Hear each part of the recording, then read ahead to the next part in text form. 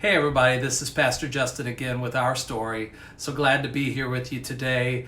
I've got a friend of mine, Jenn Dobbs, who's been not feeling well, and how some friends have reached out to her during this time. And it's just a beautiful story of community. So here's her story. Hey FCC, my name is Jenn Dobbs. At the beginning of July, I ended up getting sick, and it got progressively worse rapidly to the point where I was unable to get out of bed and take care of my son and I as I typically would do.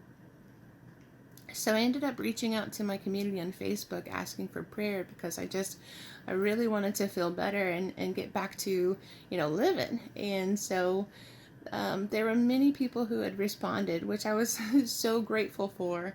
But there were a couple of people that, in my heart, in my view, they went above and beyond. And that was Taja and Cleve Cox. They connected with me and offered to bring some food for my son and I, because they knew that was something I couldn't do for he and I myself. And so I ended up going to my door, and there was this box full of all kinds of goodies in it. And when I brought it into the kitchen and opened it up, I saw that there were many different kinds of drinks and honey and popsicles. I mean, who doesn't love popsicles when you have a fever and you're feeling bad, right? And then on top of it, there was a huge pot of warm, it was still warm, homemade soup that Cleve had made, as well as some homemade warm bread that Taja had made. And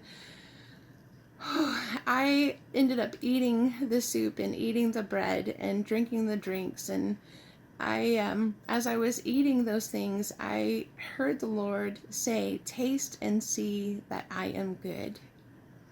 You know, when you're sick and not feeling well, or whatever the situation might be, for someone to come and to really see you and to reach out to you and to connect with you, and then to follow through and bring you something that will help you and your family, it just really moved my heart.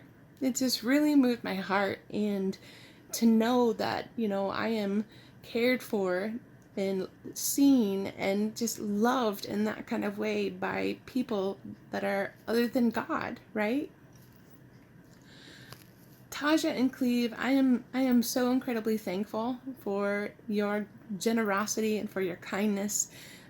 Because in my eyes, what you guys delivered wasn't just food, but it was the goodness of God. So thank you so much for that. And I am just so grateful for God's community and the power that we have as God's children to move in these kinds of ways in our community. So thank you for listening to my story, and be well.